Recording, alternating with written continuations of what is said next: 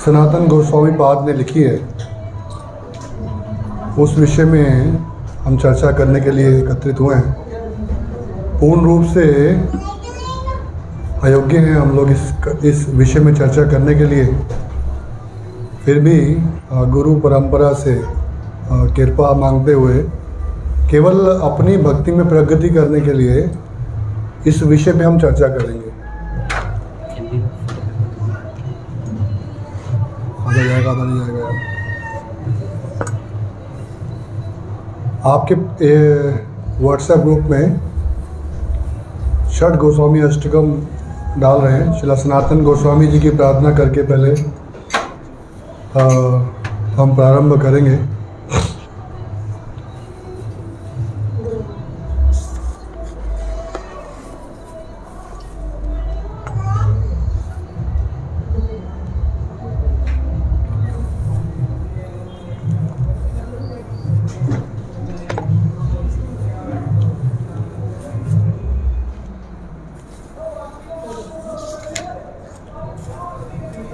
षठ गोस्वामी अष्टकम की जाए, शिला षठ गोस्वामी की जाए। कृष्ण कीर्तन गान रोतन परो, प्रेमामृतांभो निधि।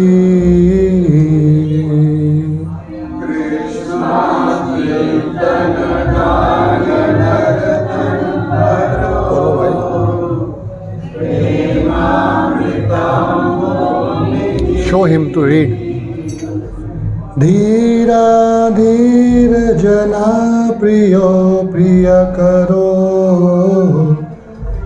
निर्मत्सरो पूजितो। धीरा धीर जना प्रिय प्रिय करो, निर्मत्सरो पूजितो। श्री चैतन्य कृपा भरो भुवि भवो, भारावहंतार को।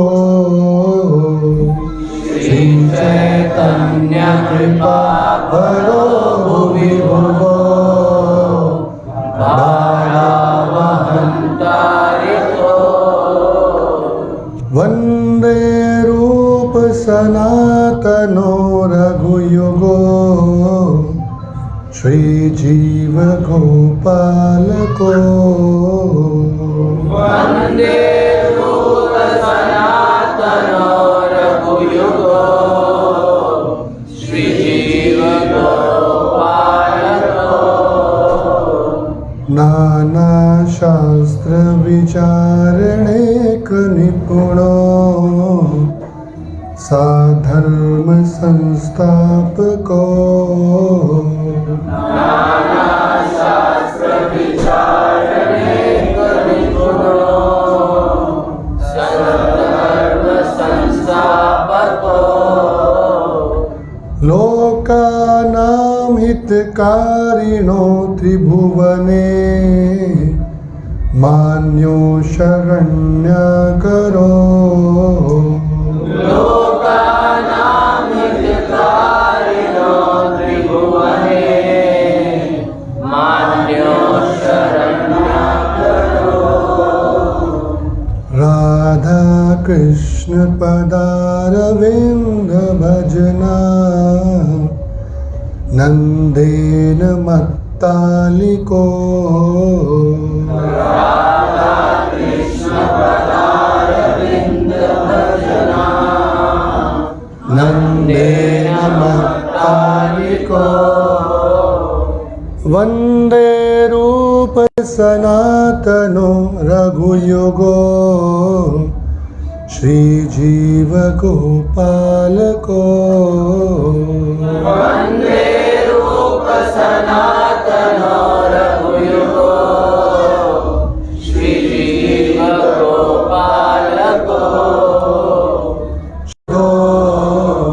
श्रद्धाश्रदयान्वितो, पापोतापनिकंतनो तनुभृतां, गोविंद गोविंद गानमृते पापोतापनिकंदनो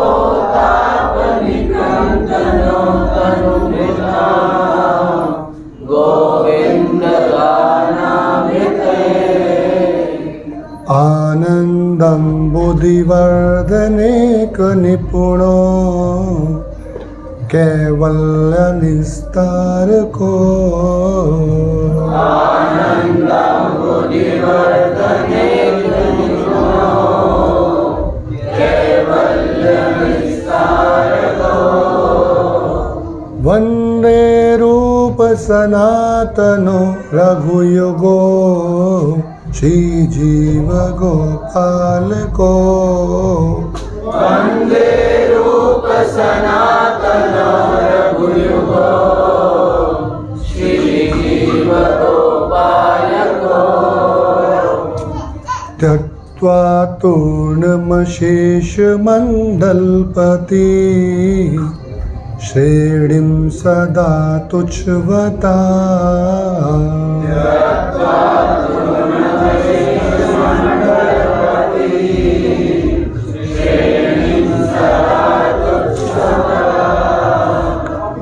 भूत्वा दीन गणेश को करुणया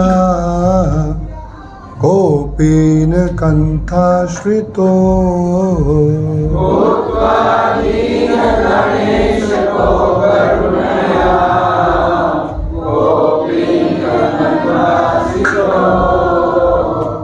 गोपी भावरसाम अब्दिलहरी कल्लोल मग्नो मुहु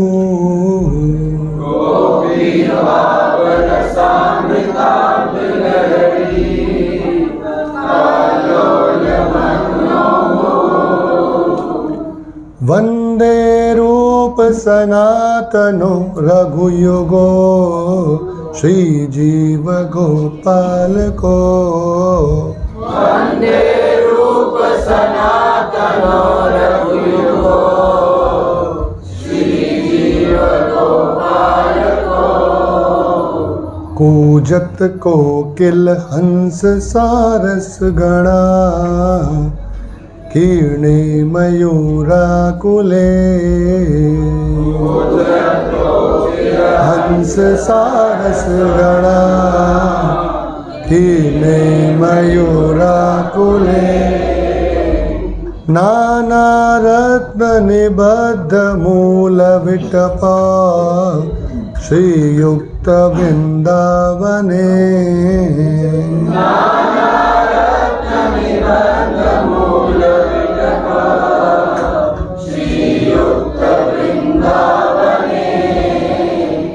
राधा कृष्ण महानिशं प्रभजतो जीवार्थ दो यो मुदा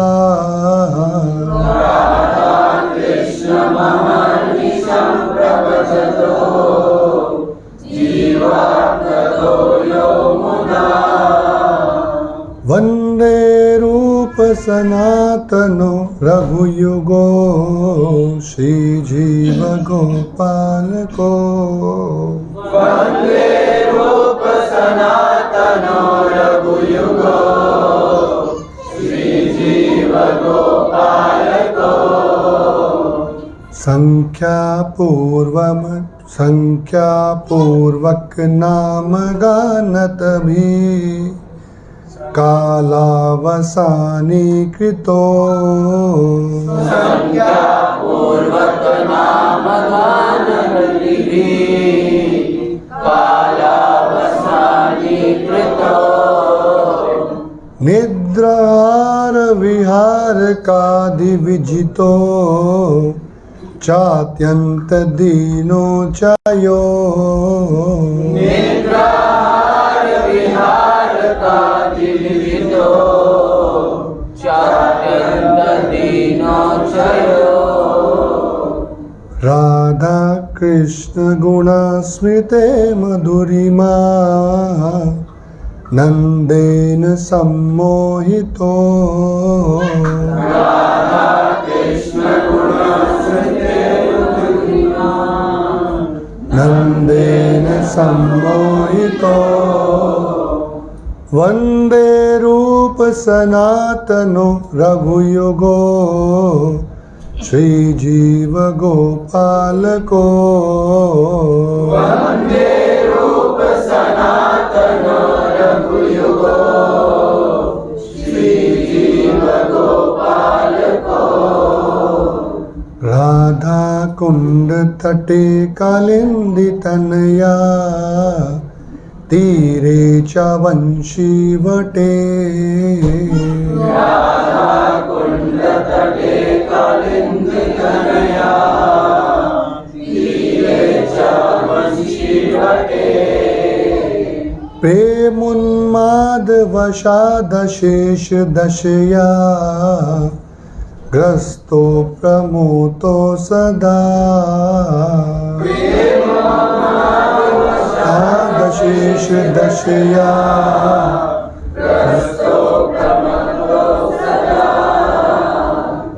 गायन्तो च कदा हरे गुणवरं भावा विभूतो मुदा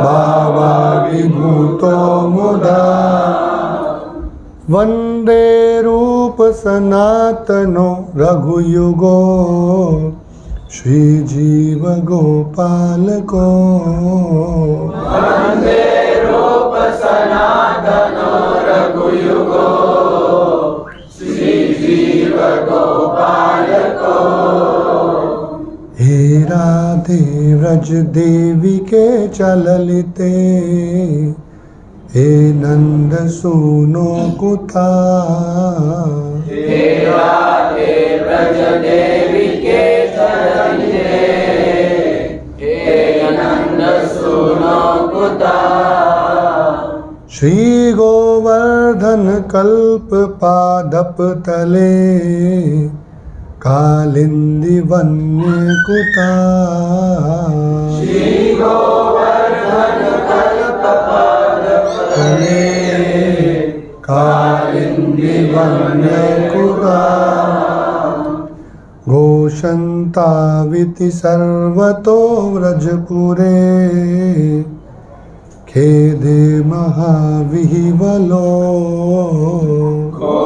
घोषन्ताविति सर्वतो व्रजपुरे खेदे महाविह्वलो वन्दे रूप सनातनो रघुयुगो श्रीजीव गोपालको वन्दे रूप सनातनो रघुयुगो श्रीजीव गोपालको वन्दे रूप सनातनो रघुयुगो श्रीजीव गोपालको वन्दे रूप सनातनो रघुयुगो श्रीजीव गोपालको प्रभुपाद प्रभुपाद प्रभुपाद प्रभुपाद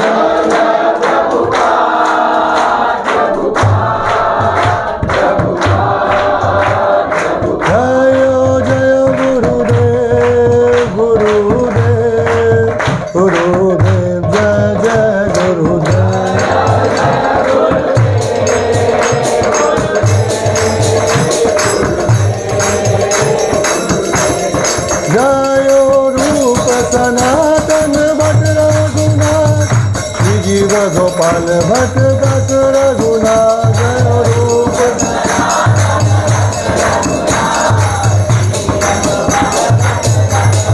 जयो वैष्णव ठाकुर वैष्णव ठाकुर वैष्णव ठाकुर जयो वैष्णव ठाकुर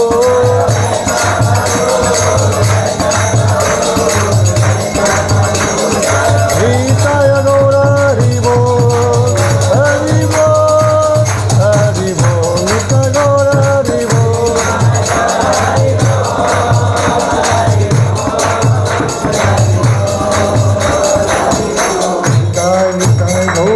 प्रेमानंदे श्रील प्रभुपाद की। ओम ज्ञानतिमिरन्दस्य ज्ञानाञ्जनशलाकया चक्षुरुन्मिलितं येन तस्मै श्रीगुरुवे नमः। श्रीचैतन्यमनोभीष्टं स्थापितं येन भूतले स्वयं रूप कदा मह्यं ददाति स्वपदान्तिकं। वन्देऽहं श्रीगुरो श्रीयुद्धपद्मकमलं श्रीगुरून् वैष्णवांश्च श्रीरूपं साग्रजातं सगणरघुनाथान्वितं तं सजीवं साद्वैतं सावधूतं परिजनसहितं कृष्ण चैतन्यदेवं श्रीराधा कृष्णपादान् सगणललिता श्रीविशाखान्वितं। हे कृष्ण करुणा सिंधु दीनबंधु जगतपते गोपेश गोपिका कांत राधा कांत नमस्तुते। तप्त कांचन गौरांगी राधे वृंदावनेश्वरी वृषभानुसुते देवी प्रणमामि हरिप्रिये। वाञ्छाकल्पतरुभ्यश्च कृपा सिन्धुभ्येव च पतितानां पावनेभ्यो वैष्णवेभ्यो नमो विष्णुपादाय कृष्णपृष्ठाय भूतले श्रीमते भक्तिवेदांत स्वामिनिति नामिने। नमस्ते सरस्वते देवे गौरवाणी प्रचारिणे निर्विशेषा शून्यवादी पाश्चात्य देशतारिणे। जय श्री कृष्ण चैतन्य प्रभु नित्यानंद श्री अद्वैता गदाधर शिवासादि गौर भक्तवृंद।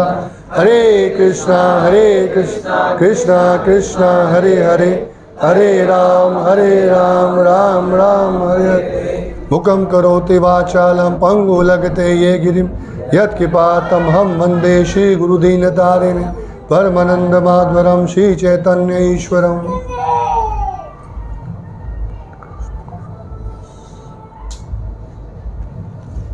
हरे कृष्ण। स्वागत है आप सब भक्तों का।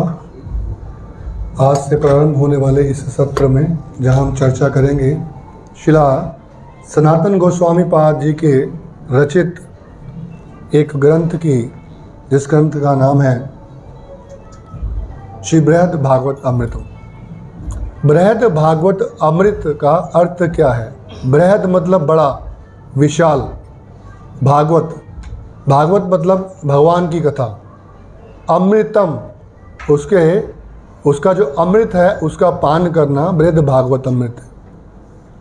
और ये कथा करने के लिए पूर्ण रूप से मैं अयोग्य हूँ, परंतु केवल पढ़कर और केवल उसके बारे में चर्चा करने के लिए यहाँ पर मैं उपस्थित हूँ। और आपसे केवल जो मैंने अध्ययन किया है उसके विचार में मैं आपसे चर्चा करूँगा।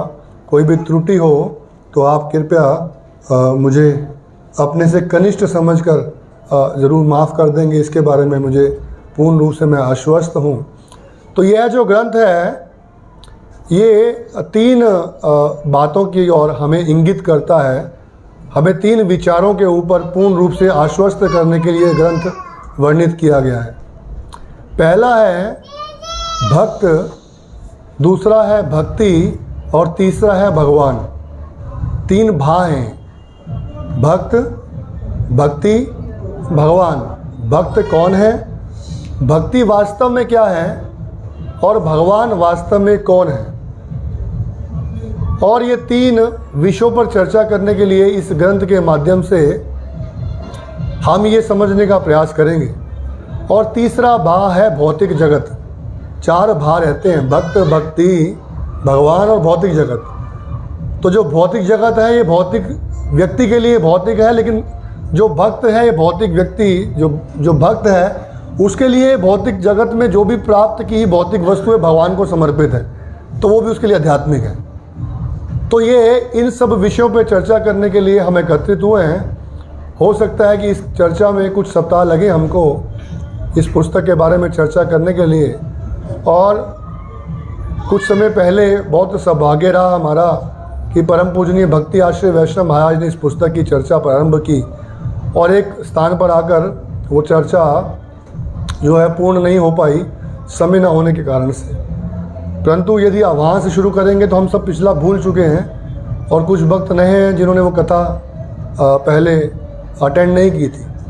तो उसके कारण से प्रारंभ से हम उस कथा का चर्चा करेंगे।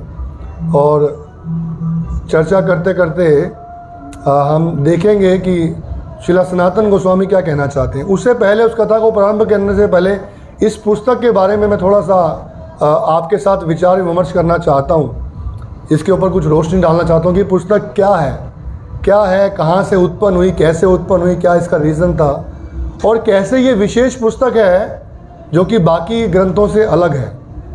यदि हमें पता होगा तो हमें इसे सुनने के लिए, पढ़ने के लिए, इसके बारे में मनन करने के लिए थोड़ी सी मदद मिलेगी और हमारा हर सप्ताह यहाँ पे आने का उत्साह रहेगा। तो उसके बारे में जानने का प्रयास करते हैं। श्रीला प्रभुपाद जी ने कहा ये बहुत ही महत्वपूर्ण विषय है और यही बहुत गंभीर भक्तों के बीच में इसकी चर्चा की जानी चाहिए।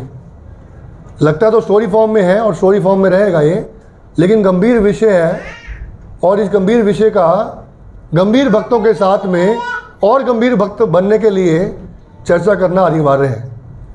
और आप सब तो वास्तविक रूप में गंभीर हैं, परंतु मैं उतना गंभीर नहीं हूँ, लेकिन हो सकता है कि आपकी उपस्थिति से, आपके यहाँ पे आने से हो सकता है कि मैं भी थोड़ा गंभीर हो जाऊँ। और बहुत समय बाद ऐसा अवसर प्राप्त हो रहा है कि आप सबके दिव्य दर्शन करते हुए कथा करने का जो है अवसर प्राप्त हो रहा है। पहले बड़ा ही अंध कथा चल रही थी, दीवार से बात कर रहे हैं, किससे बात कर रहे हैं पता नहीं है। 70 लोगों की ऑक्यूपेंसी, उपस्थिति में 4 कैमरा खुले हैं, 66 कैमरा बंद हैं, कैसे पता कौन क्या कर रहा है। लेकिन अभी आप कुछ और नहीं कर सकते, आपको मुझे सहन करना पड़ेगा, मुझे देखना पड़ेगा, मुझे सुनना पड़ेगा।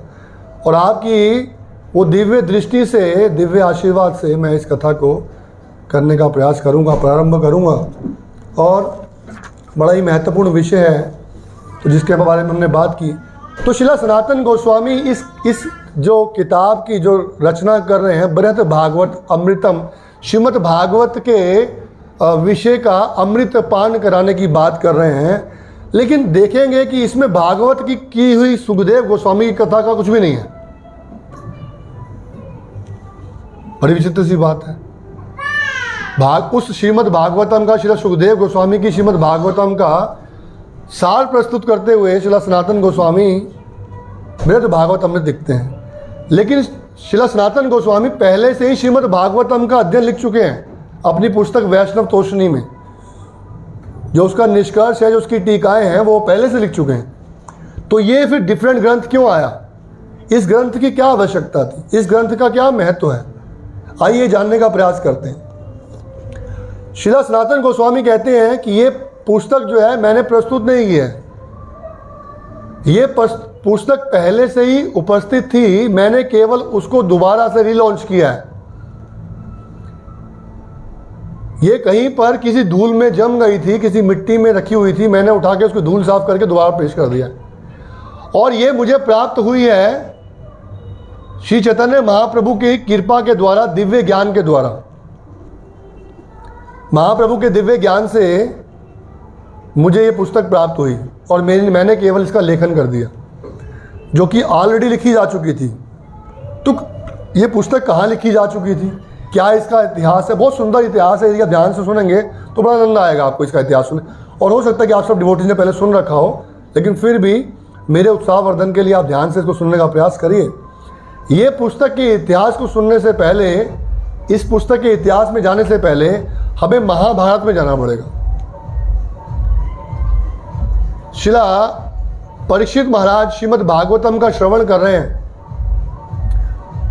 महाभारत में आऊँगा, पहले श्रीमद् भागवतम में आ रहा हूँ। और श्रीला सुखदेव गोस्वामी 7 दिन की कथा समाप्त होते ही व्यास गद्दी से उठ के चले दिए। ऐसा नहीं पूछना कि कैसा लगा आपको मेरा लेक्चर, आपको मेरी कथा। एक्चुअली होता है ना, डिवोटी पूछते हैं कैसा लगा, थोड़ा ग्लोरीफाई तो करो। उनके अंदर ऐसा कुछ नहीं था। तो वस्तुतः ऐसा देखा गया, संसार के जो प्राणी हैं वो ऐसे ही होते हैं, ग्रस्त में होते हैं। जो ग्रस्त माता हैं, भोजन बनाती हैं तो पति से पूछती हैं कैसी लगी आपको मेरी कुकिंग। वो बेचारा क्या कहेगा, उसको तो रोज़ खाना ही है। तो इसी तरह जब हम कथा कहते हैं और बातें पूछते हैं कैसा लगा, तो आपको कहना ही पड़ेगा क्या बात है, बहुत बढ़िया बताया आपने, मुझे कुछ समझ नहीं आया। एक बार मैं पंचशील मंदिर में लेक्चर सुनने के लिए गया था, मेरे स्टार्टिंग डेज थे। एक डिवोटी भगवत गीता पर लेक्चर दे रहे थे और भगवत गीता के एक श्लोक पे लेक्चर देते हैं उन्होंने कम से कम 150 पेज पलट दिए।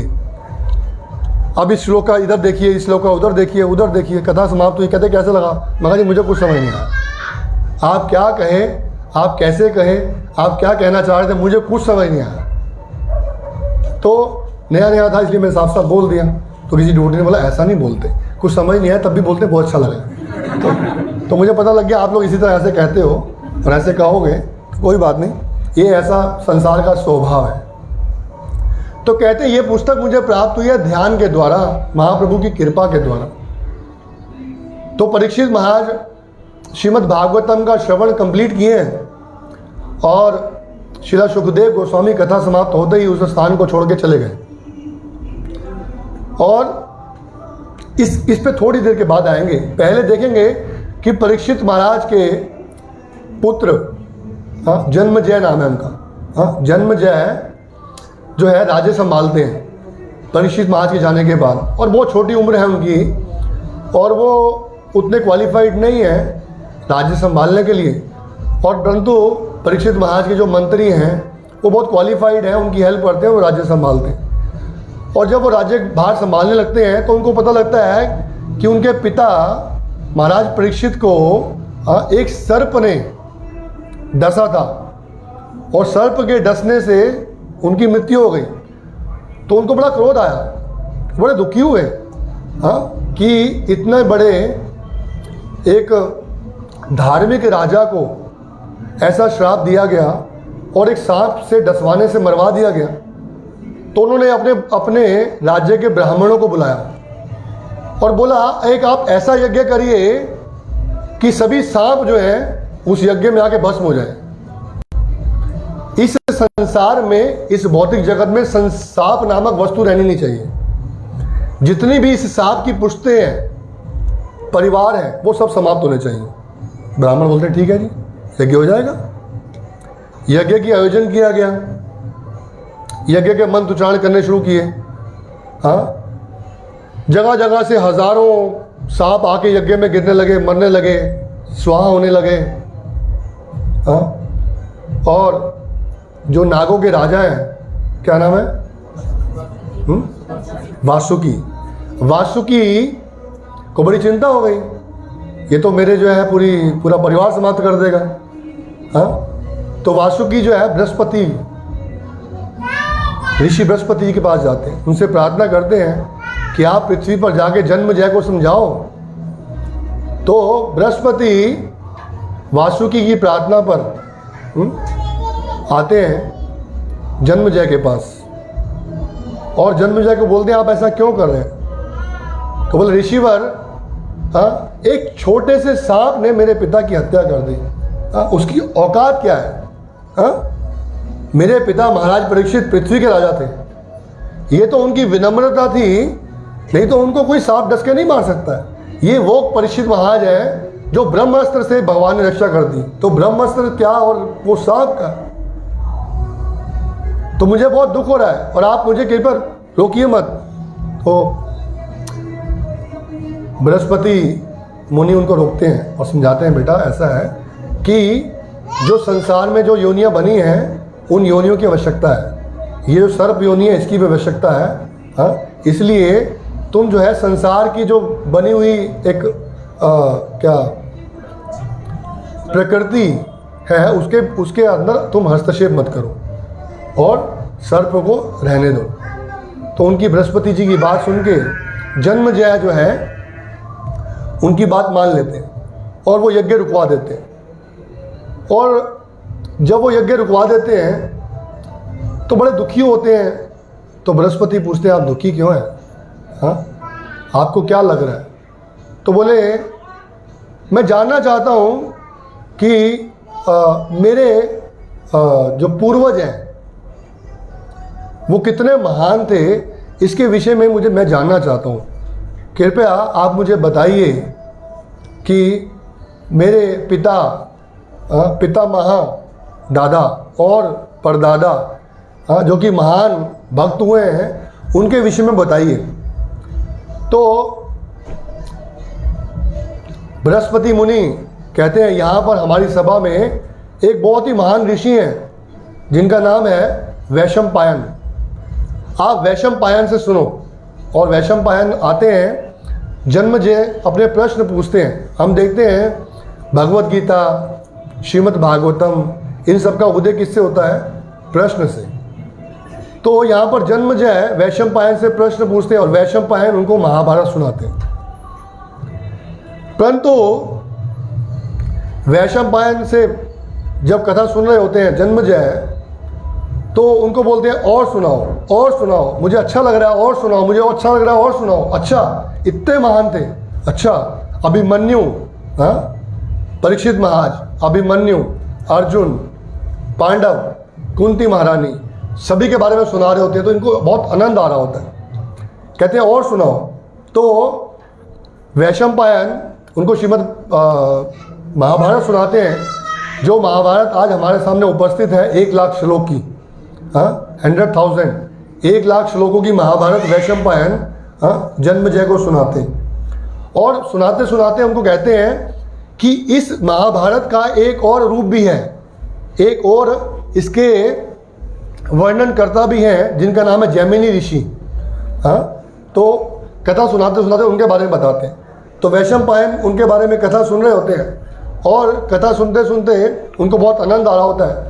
और कथा के जब अंत करते हैं वैशंपायन, तो जन्मजय कहते हैं कि आप मुझे इसका परिशिष्ट सुनाओ। परिशिष्ट मालूम है आपको क्या होता है? अपेंडिक्स, हाँ, अपेंडिक्स मालूम है क्या होता है? हर पुस्तक में एक अपेंडिक्स होता है, वो मेन पार्ट होते हैं। हाँ, अपेंडिक्स उस पुस्तक का पार्ट होता है, और अपेंडिक्स उस पुस्तक का पार्ट नहीं होता। ये हमने कहीं सुनाया था, आपको शायद याद होगा।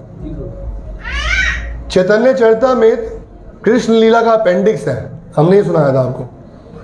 कृष्ण लीला की यदि आप महाप्रभु की लीला सुनेंगे, तो क्या उसमें कृष्ण लीला आती है? क्या उसमें गोपियों की बात होती है?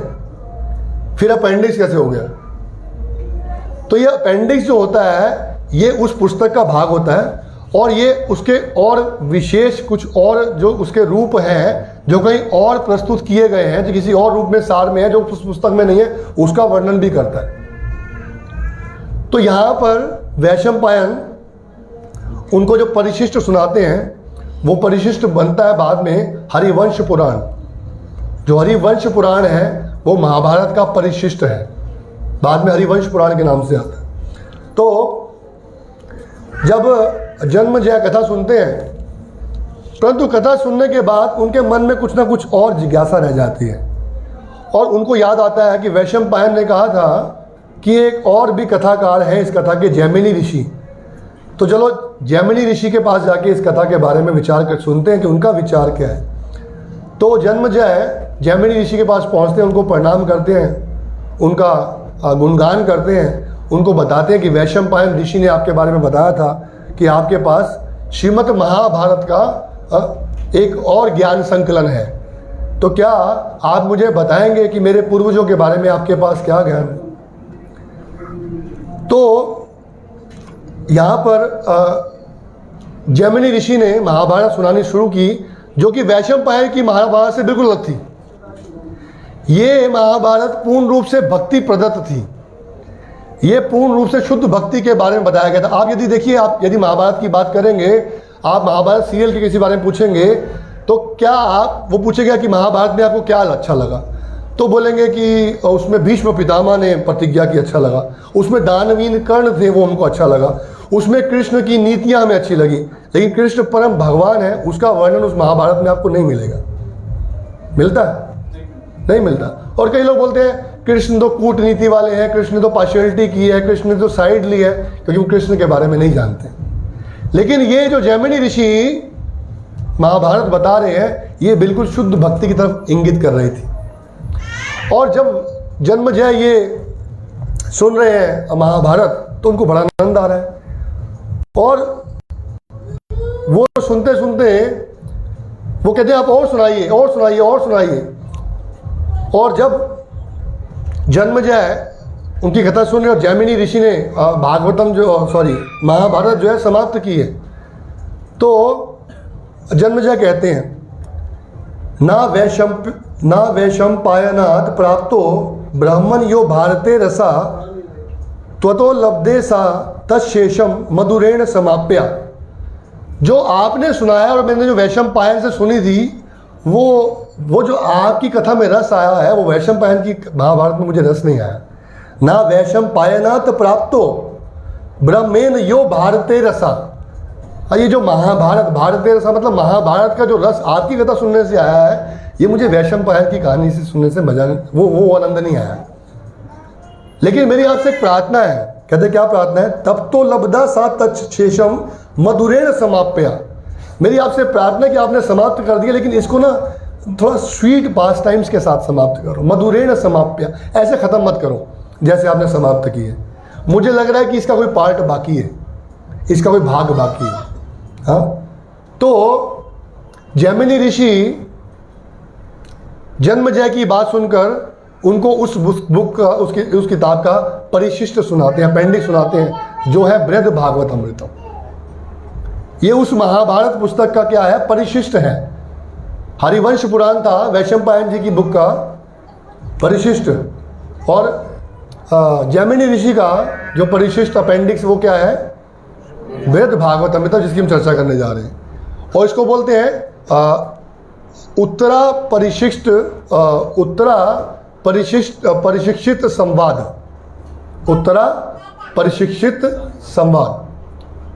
तो उसके बाद जैमिनी ऋषि उनको पान कराते हैं, और कुछ समय के बाद ये पुस्तक जो है लुप्त हो जाती है।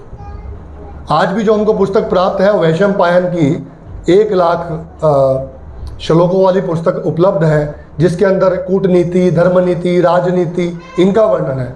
जैमिनी ऋषि की जो महाभारत है वो उपलब्ध नहीं है। तो ये श्रील सनातन गोस्वामी उस पुस्तक के परिशिष्ट को अपने ध्यान योग से महाप्रभु की कृपा से उत्पन्न करते हैं, संसार के उन बद्ध जीवों के लिए जिनको वास्तव रूप में भक्त की महिमा का बारे में पता नहीं है। इस पुस्तक के 2 भाग हैं। एक भाग में श्रील नारद देव अशुद्ध भक्त की खोज करने के लिए निकलते हैं। हाँ, भगवान के कृपा पात्र भक्त की खोज करने के लिए निकलते हैं, जो कि खुद भी भगवान के एक महान भक्त हैं। हाँ, परंतु वो संसार के आगे एक बहुत सुंदर वृतांत प्रस्तुत करने के लिए ऐसा करते हैं। और दूसरा जो भाग है वो गोप कुमारों की कथा है। गोप कुमार जो है वो क्या कथा करते हैं, वो सेकंड पार्ट में आएगा। अभी फर्स्ट पार्ट की हम चर्चा करते हैं। तो यहाँ पर जैसे आप देखते हैं कि आप प्रसाद वितरण करते हैं, तो प्रसाद वितरण के समय लास्ट में आप स्वीट डिश लेते हैं। हाँ, पहले कोई स्वीट डिश नहीं खाता, लेकिन ब्रज में पहले स्वीट डिश खाते हैं। आप ध्यान रखिए, ब्रज में पहले जो है वो ऐसे प्रसाद वितरण नहीं होता जैसे हम लोग करते हैं। हाँ, क्योंकि जो एक्चुअल स्वीट है ये डाइजेस्ट करना सबसे डिफिकल्ट है पूरे मील में साइंटिफिकली। तो पहले मिष्ठान खाना चाहिए। हम लोग सब कुछ खाने के बाद अंत में मिष्ठान खाते हैं। तो हमारे दृष्टि से वैशंपायन और जैमिनी ऋषि मिष्ठान पान करा रहे हैं पुस्तक के अंत में अपेंडिक्स के रूप में।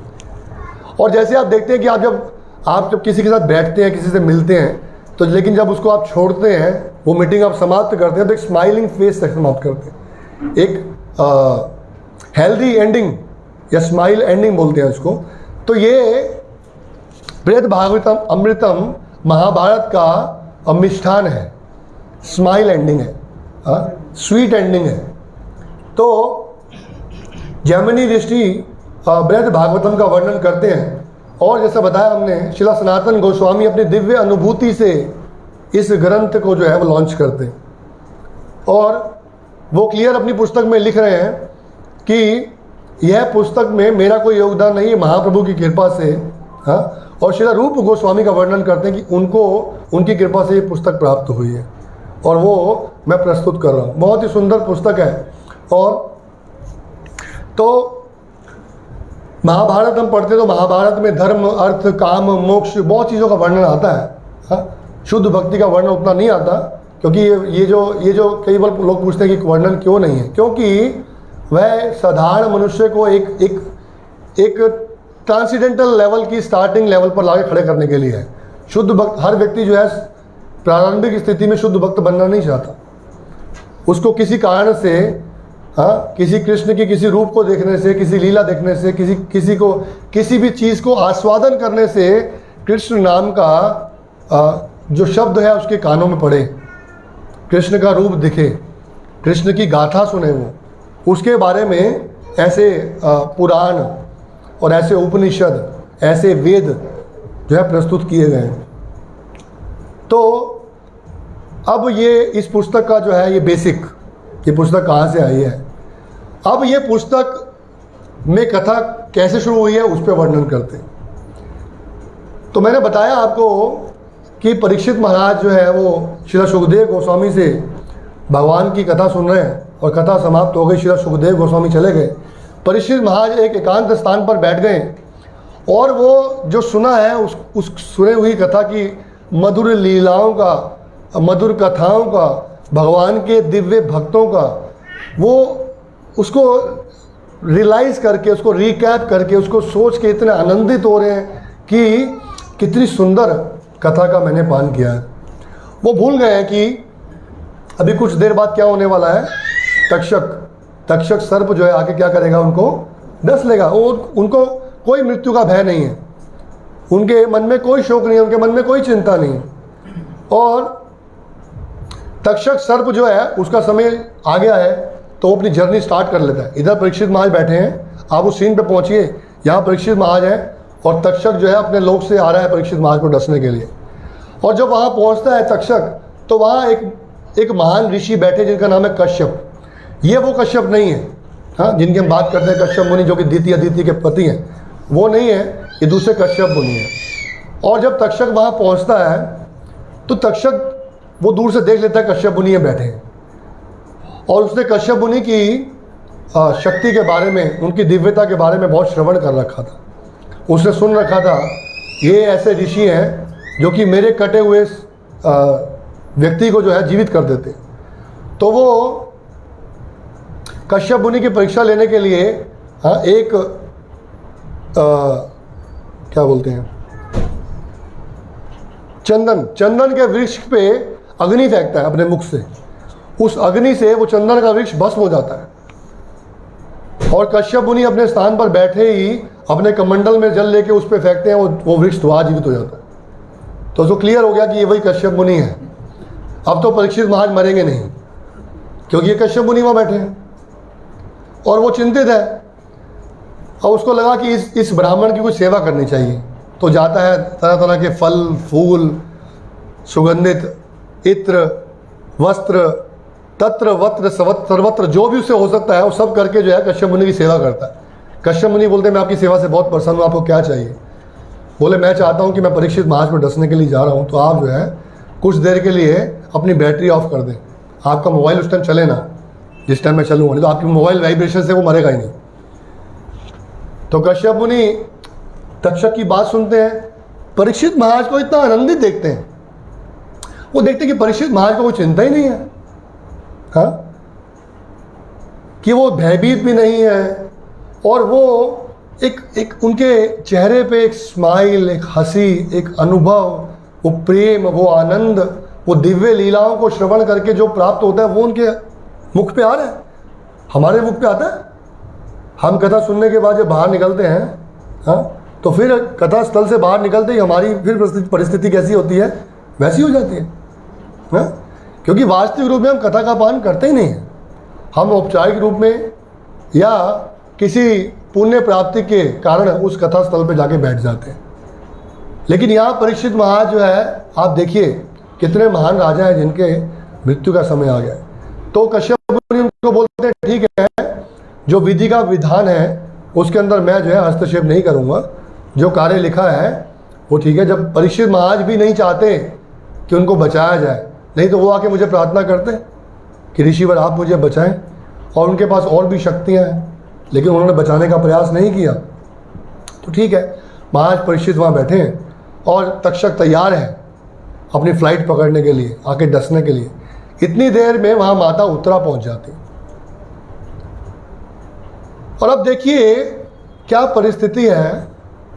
उस माँ को पता है कि कुछ क्षण के बाद मेरे पुत्र को एक सांप डसने वाला है, और उसकी मृत्यु होने वाली है और वो उस बारे में कोई चर्चा नहीं कर रही। हाय हाय तू बेटा मर जाएगा, तो फिर क्या होगा, तेरी चेकबुक कौन साइन करेगा, हाँ तेरा राज्य कौन संभालेगा, तेरे बिजनेस का क्या होगा, मेरा क्या होगा, कोई चिंता नहीं है उसको, कोई चिंता नहीं है। वो क्या कहती हैं, बड़ी सुंदर एक लाइन बोलती हैं, कहती हैं सारम प्रकाशम क्षिप्रम श्रीराम बोधे एरिवे अमृतम। सारम प्रकाशम क्षिप्रम मतलब जल्दी, सारम प्रकाशम जो सुना है उसका सार प्रकाशित करो।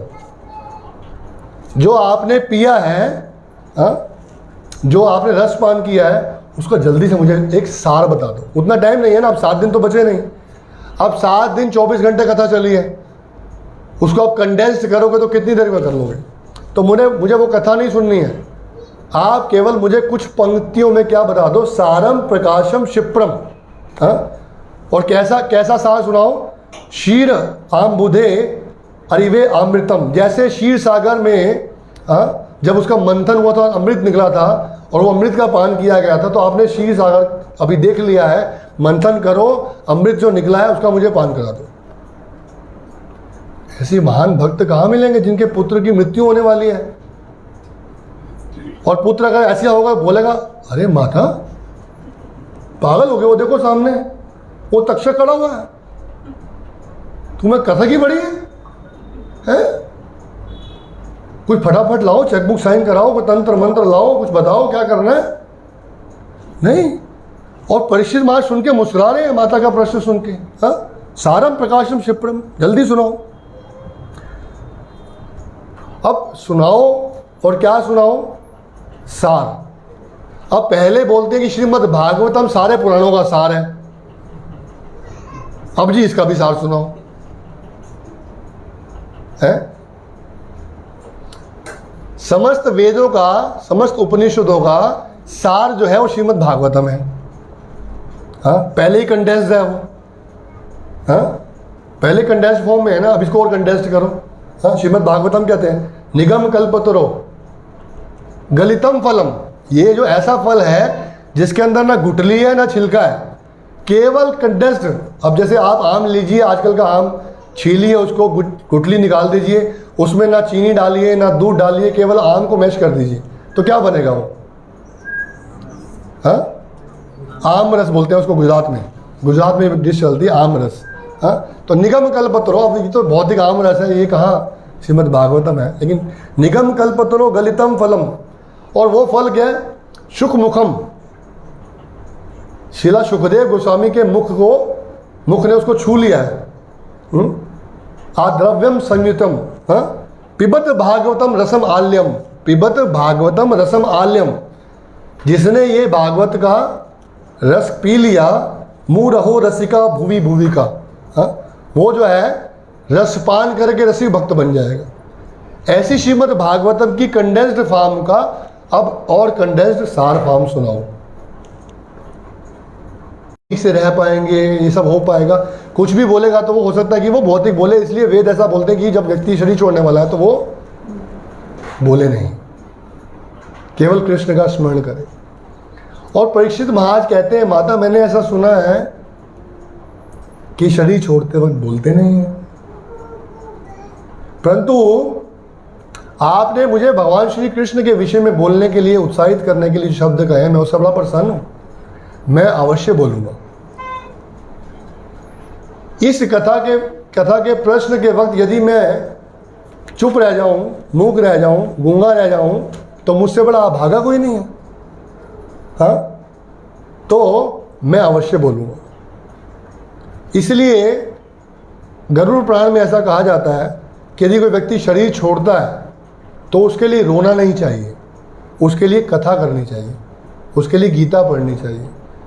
कहते हैं 13 दिन तक वो जो आत्मा है वहाँ पर रहती है और वो दुखी होती है जब वो अपने परिवारजनों को दुखी देखती है, और उसका वो स्थान छोड़ना बड़ा मुश्किल हो जाता है।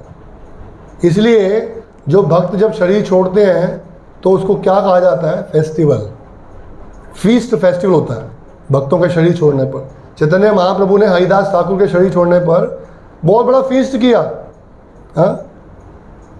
तो ये जो है भक्तों का एक वृत्तांत है, ऐसी कथा है कि जब वो ऐसा करें तो हमें चाहे भौतिक जीव भी हों उनके लिए क्या करना चाहिए, कथा करनी चाहिए।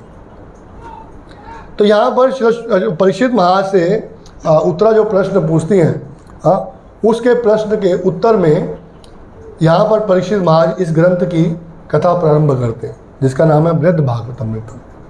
कहते हैं, माता, एक बार माघ मास की बात है।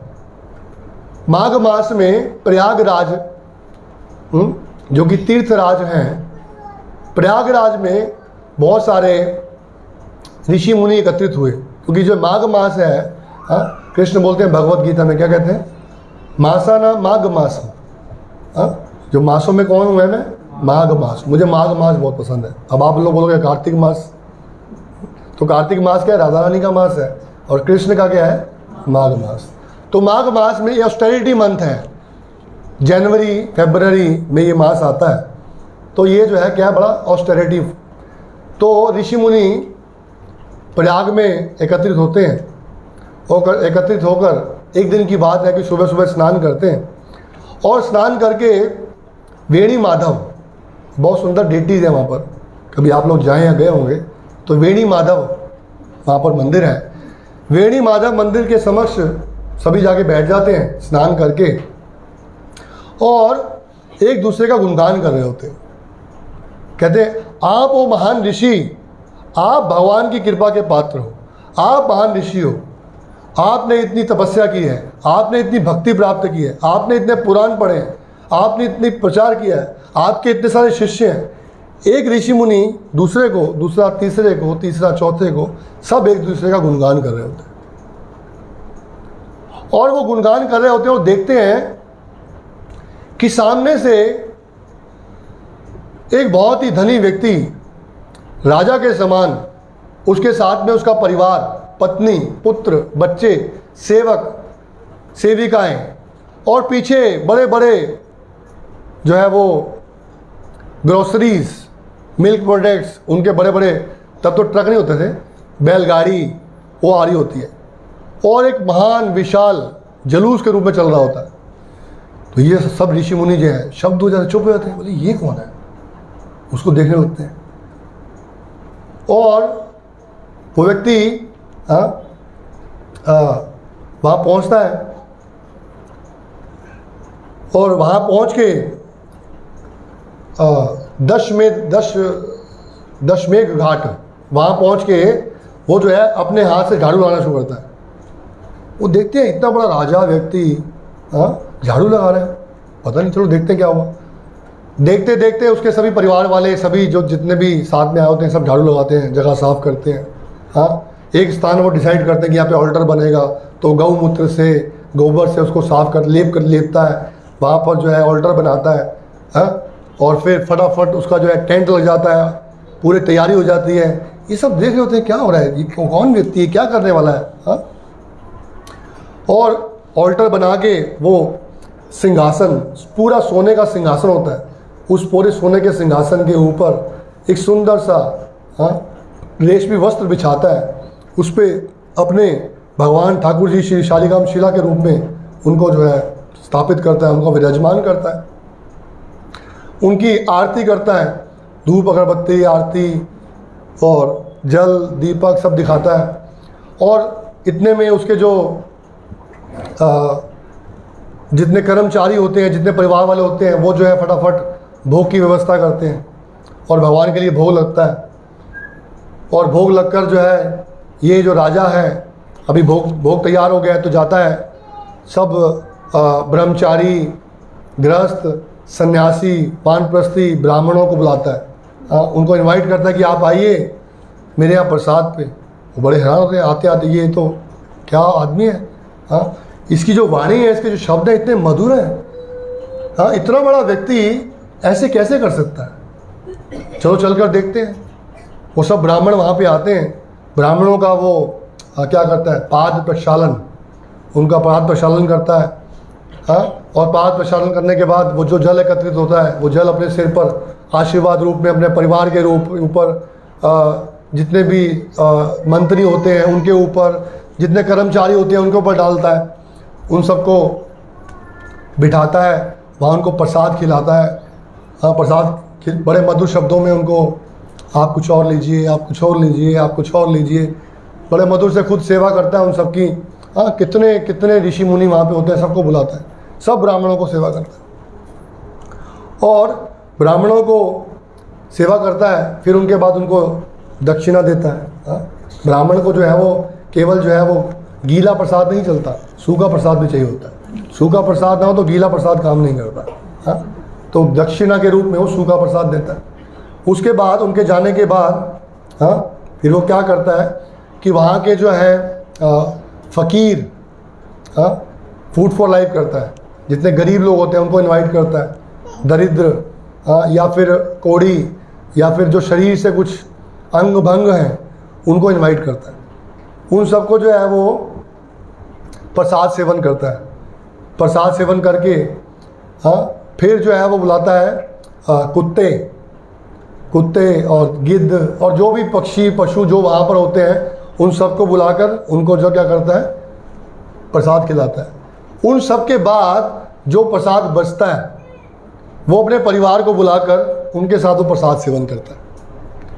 और प्रसाद सेवन करने के बाद बड़े आनंद रूप में वो भगवान का कीर्तन करता है।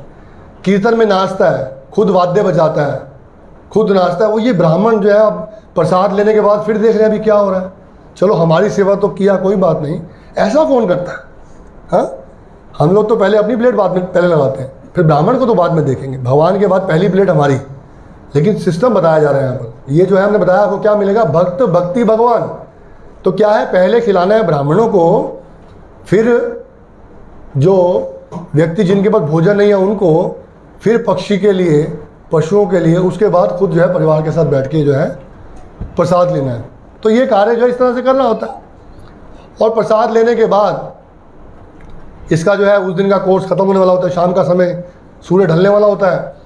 तो ये आके अपने जो शालिग्राम शिला है उनको दोबारा प्रणाम करता है और उनसे प्रार्थना करता है कि जितना भी आज का समृद्ध प्राप्त हुआ है, जो भी आज मेरी सेवा हुई है, वो भगवान आपके चरणों में मैं इसको आपके चरणों में क्या करता हूँ, समर्पित करता हूँ। तो जब ये बोल रहा होता है और सोच रहा होता है तो नारद मुनि जो है एक पेड़ के पीछे छुप के फिल्म देख रहे होते हैं। पहले फिल्म देखी होती है, वो ब्राह्मणों की चल रही होती है आपस में कि जी आप महान हैं, आप महान हैं। ये जैसे ही बोल रहा होता है, समर्पित है, तो नारद मुनि उस पेड़ के नीचे से, पेड़ के पीछे से निकलकर वीणा बजाते बजाते तुरंत वहाँ पहुँच जाते हैं। बोले आप ही हो जिसको मैं ढूंढ रहा हूँ, आप भगवान के प्रिय भक्त हो। जिस भक्त की मैं खोज कर रहा था वो आप ही हो। और उनके गुणगान के अंदर जो उन्होंने किया उसका पूरा वृत्तांत नारद मुनि उनको सुनाते हैं। उतना समय हमारे पास नहीं है, पूरा सुनाते हैं कि किस तरह से आप आए, क्या क्या सेवा की, मैंने सब देखा है। कैसे एक इतना धनी व्यक्ति, एक राजा व्यक्ति, राजा तो अभिमानी होता है और आपके अंदर कोई अभिमान रंच मात्र नहीं है। आपकी जो वाणी है, आपके जो शब्द हैं, आपका जो विचार है वो इतना मधुर है कि वो जानवर क्या, पक्षी क्या, हर व्यक्ति को इतना आकर्षित कर रहा है। आप ही है वो जिसको मैं ढूंढ रहा था। मैं आपको ही खोजने के लिए निकला हूं। आप ही भगवान के महान भक्त हैं, आप ही भगवान के क्या है, कृपा के पात्र हैं। आपके पास इतनी धन संपत्ति है, इतना ऐश्वर्य है, उन सब के होते हुए भी आप इतनी भक्ति कर रहे हैं, आपके अंदर इतनी दीनता है। तो नारद मुनि सुना रहे थे। नारद मुनि को बोलते देखकर वो ब्राह्मण की आंखों में आंसू निकलने शुरू हो गए। बोले, हे नारद देव, मैं बड़ा लज्जित हूं आपके शब्द सुन के। आपने मेरे अंदर क्या गुण देख लिए हैं, मैं क्या कृपा का पात्र हूं। मैं तो कृपा नामक शब्द का अर्थ भी नहीं जानता हूं। थोड़ा सा मैंने दान क्या कर लिया, वो मेरे अपने अभिमान के लिए था, मेरे अपने नाम के लिए था, मेरी अपनी समृद्धि के लिए था। मेरा इसमें कोई रूप नहीं, मेरे में इसमें कोई भक्ति नहीं है। आप जानते हैं मेरे पास तो भगवत भक्ति शब्द का नाम लेश मात्र भी नहीं है। आप ये कैसी बात कर रहे हैं, आपके मन में ये विचार कैसे आ गया, आप कैसे ये जान सकते हैं मेरे अंदर कोई भगवत भक्ति नहीं है। हाँ, यदि आपने भगवत भक्ति देखनी है तो आप दक्षिण भारत में जाओ। दक्षिण भारत के एक राजा हैं, वहां जाके उनके राज्य में जाने के बाद आपको पता लगेगा कि भगवत भक्ति के वास्तविक प्राप्त करने वाले पात्र कौन है। उनके राज्य के अंदर सभी के सभी भक्त होते हैं। उन्होंने अपना राज्य पहले से ही पूरी प्रजा के अंदर बांट दिया है और प्रजा को राज्य मिलने के बाद भी प्रजा उनकी सेवा राजा की तरह करती है। ऐसा कभी होता है? पिता अपनी अटॉर्नी पुत्र का नाम लिख दे तो पिता रहेगा वो? सवाल ही नहीं। और राज्य का पूरा राज्य वो बांट चुका है कि ये एरिया जो है, और वो कई सारे राजाओं के ऊपर राजा है। आप उसके पास जाइए। और आपको बताऊं एक बात, उसकी मैं क्या बात बताऊं आपको, उनका जो आभूषण, उनके जो वस्त्र, उनके जो भोग अर्पण, अरे बाबा बता भी नहीं सकता। आप जाकर देखो तो सही। आप मेरे छोटे से टेंट के ऊपर आकर्षित होकर आ गए, वहां देखो, वहां प्रतिदिन ये काम होता है। और जितने भी भूखे, जितने भी प्यासे, जितना भी कोई गरीब, कोई व्यक्ति, कोई ब्राह्मण, सब समृद्ध है। कोई भी यदि वहां दर्शन करने के लिए आता है तो उनकी एकोमोडेशन भी, प्रसादम भी, सब चीजें फ्री व्यवस्थित की जाती है। और वो इतने विनम्र हैं, इतने दीन हैं, उनको कोई चिंता नहीं, उनको कोई डर नहीं। वो छोटी सी छोटी सेवा भी खुद करते हैं। यदि पंच दीपक में रुई लगानी है तो वो भी खुद लगाते हैं। ऐसा नहीं कि मैं राजाओं की मैं आरती करूंगा तो आप आरती तैयार करके रखो, नहीं। वो भगवान के मंदिर को खुद साफ करते हैं, वो झाड़ू खुद लगाते हैं, वो प्रसाद खुद बांटते हैं, वो कुकिंग भी खुद करते हैं। और उनके राज्य में किसी को कभी दुख नहीं होता है, सभी सुखी रहते हैं। और एक बात आपको और बता दूं, उनके राज्य में बिना हल जोते, बिना बीज डाले फसल होती है। इससे बड़ी कृपा क्या चाहिए आपको? इससे बड़ी कृपा का पात्र हो सकता है? कोई हल को जोतता नहीं है, कोई बीज डालता नहीं है, जिस समय में जिस फसल की आवश्यकता है वो फसल हो जाती है। और जो फसल होती है वो शुद्ध अमृत में होती है। उनके घर, उनके राज्य में कभी कोई चोरी नहीं होती, उनके राज्य में कभी कोई दरवाजा नहीं है। और भगवान की क्या भक्ति है आपको उस राज्य में जाने से पता लगेगा। आप आ जाकर देखो। अच्छा जी, नारद मुनि ने तुरंत इंडिगो की टिकट बुक कराई, सीधा जो है लैंड किए दक्षिण भारत। और जैसे ही दक्षिण भारत पहुंचे, जो सुना था उससे बहुत अधिक पाया। जैसे ही राज्य में उतरते हैं, सब जगह सतोगुण की एक सुंदर मनमोहक खुशबू चल रही होती है। ऐसा नहीं कि वो जो हमको उसके लिए कुछ फ्रेगनेंस, वो नेचुरल, ओरिजिनल। और सब जगह जो है वो हरि नाम संकीर्तन चल रहा होता है। और वो देखते हैं कि कितना प्रेम है सबके अंदर, कितना आनंद है। कोई आ रहा है, उसको बुलाया जा रहा है, उसको बिठाया जा रहा है, प्रसाद खिलाया जा रहा है, सब कुछ देख रहे हैं, आनंद। और देख के उनको दिव्य आनंद हुआ और वीणा बजाते बजाते वो पहुंच गए वहां पर उस राजा के पास। नारद मुनि को राजा ने देखा, उनको प्रणाम किया, बोला आप ही हैं जिसको मैं ढूंढ रहा हूं, वो आप ही हैं। मिल गए मिल गए मिल गए, जिनको ढूंढ रहा था वो मिल गए। कौन मिल गए? बोलो आप ही भगवान की भक्ति के लिए सबसे उचित पात्र हैं। आप भगवान के महान भक्त हैं। मैंने आपके राज्य में ये सब देखा है। वो सब उनको सुना दिया। जो सुन के आए थे उसको जो है देख लिया, स्टैम्प कर दिया, एफिडेविट बना दिया, सब कुछ ठीक कहा था ब्राह्मण ने, बिल्कुल सही कहा था। और जो कहा है उससे बहुत अधिक पाया है। राजा कहते कैसी बात कर रहे हैं? मैं एक मनुष्य हूं। मैं काम से, क्रोध से, लोभ से, मोह से, अहंकार से, सब चीज़ों से पीड़ित हूं। 3 ताप मुझे सताते हैं। उम्र मेरी कम है, बुद्धि मेरे में है नहीं।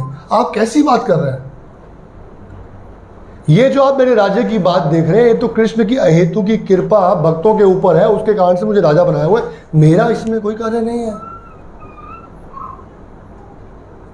और आप तो सब जानते हैं, आप जैसा भक्त ऐसी बात करेगा, आप तो सब एक महान भक्त है, आप मेरे बारे में ऐसी बात कर रहे हैं। वास्तव में भक्त तो देवता होते हैं। इस पृथ्वी पे कौन भक्त होगा? और देवता जो है, जिन्होंने इतनी तपस्या की है और देवता बने, वो भगवान की कृपा के पात्र हैं। और उन देवताओं में भी पुरंदर नामक जो इंद्र है, वो सबसे महान भक्त है। आप उनके पास जाइए। उनकी महानता के बारे में क्या बताऊं? स्वयं भगवान विष्णु वहां वामन देव में उनके छोटे भाई के रूप में उनकी सेवा कर रहे हैं। आप हमारी बात कर रहे हैं, हम उनके आगे क्या है? आप उनके यहां जाके देखिए, इंद्र के पास ऐरावत हाथी है। हाँ, नंदन कानन जैसा वन है। और वो नंदन कानन वन कैसा है कि उसका जो पुष्प है वो भी म्यूजिक बजाता है। पुष्प की एक पंखड़ी से आप कुछ मांग लोगे तो वो देता है। वहां तो कितने सारे कल्प वृक्ष लगे हुए हैं, कोई कुछ भी इच्छा कर ले वो तुरंत पूरी हो जाती है। और वहां पर क्या आपको ऐश्वर्य मिलेगा? मेरा ऐश्वर्य तो उसके सामने कुछ भी नहीं है। आप ऐश्वर्य की बात करते हैं, ऐश्वर्य तो देवराज इंद्र के यहां मिलेगा, आपको ऐश्वर्य यहां नहीं मिल सकता। तो आप वहां जाइए और वहां जाके आपको मिलेगा। आपको ये नहीं है कि आपको भोजन लेने के लिए आपको किसी सामग्री की आवश्यकता पड़ेगी, फिर आपको कुकिंग करना पड़ेगा। आप कहीं खड़े हो, आपको मन करेगा कि मुझे पिज़्ज़ा चाहिए, तो फूल से पिज़्ज़ा मिल जाएगा आपको। कुछ पान करने की इच्छा है, कुछ खान करने की इच्छा है, कुछ पहनने की इच्छा है, कुछ आभूषणों की इच्छा है, कुछ वस्त्रों की इच्छा है, कुछ म्यूजिक सुनने की इच्छा है। आप कहीं भी किसी से कुछ भी इच्छा रखो, वो ये नहीं बोलेगा कि वहां मिलेगा, प्रसादा महल उधर है, वही दे देगा आपको। और वहां पर इतने ऐश्वर्य हैं। और वो जो देवता की बात कर रहे हैं, पृथ्वी के लोग तो उनकी पूजा करते हैं सर। हम लोगों को कहाँ आप भक्त समझ रहे हो?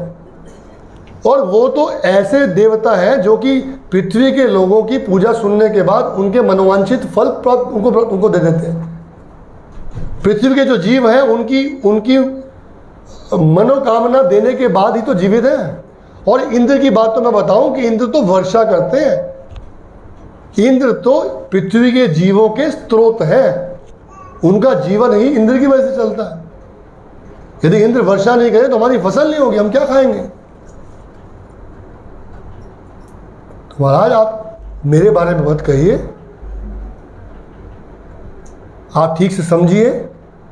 आप जो है क्या करिए, स्वर्गलोक जाइए। देवराज इंद्र जो है वो भगवान की कृपा के वास्तविक पात्र हैं। तो अगले सप्ताह हम चलेंगे देवराज इंद्र के पास, क्योंकि अभी समय हो गया। हरे कृष्णा हरे कृष्णा कृष्ण